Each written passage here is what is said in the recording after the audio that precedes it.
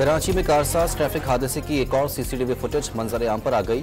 मुलजिमा ने पहले एक और सफेद गाड़ी के दरवाजे को हिट किया, बाद में मोटरसाइकिल पर सवार बाप बेटी को कुचल दिया। ईरान के शहर यज़्द ट्रैफिक हादसे में जहां बहक 28 पाकिस्तानियों की मैयतें C-130 तैयारे के जरिए आज सक्खर लाई जाएंगी। 15 जख्मी भी खुसूसी तैयारे से सक्खर पहुंचेंगे। मैयतों की तदफीन आबाई इलाकों में होगी।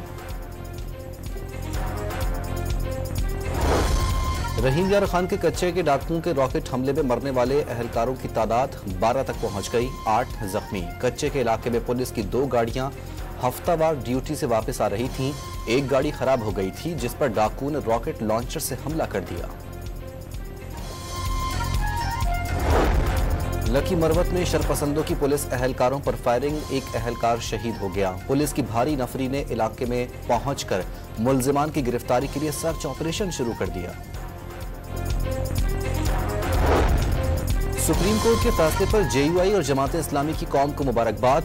दोनों जमातों का आज यौम तशक्कुर मनाने का ऐलान। तहरीरी फैसला आने पर ही मुतमईन होंगे सरबराह सुन्नी इत्तेहाद कौंसिल का रद्द-ए-अमल।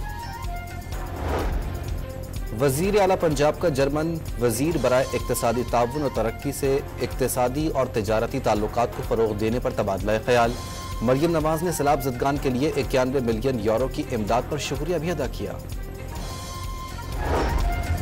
कराची के इलाके खारादर में रेंजर्स और पुलिस की मुश्तरका कार्रवाई। लियारी गैंग वॉर के 2 कारिंदे गिरफ्तार। मुलजिमान स्ट्रीट क्राइम में मुलव्विस थे। और रावलपिंडी टेस्ट के तीसरे दिन पाकिस्तान के खिलाफ बांग्लादेश की पहली विकेट गिर गई।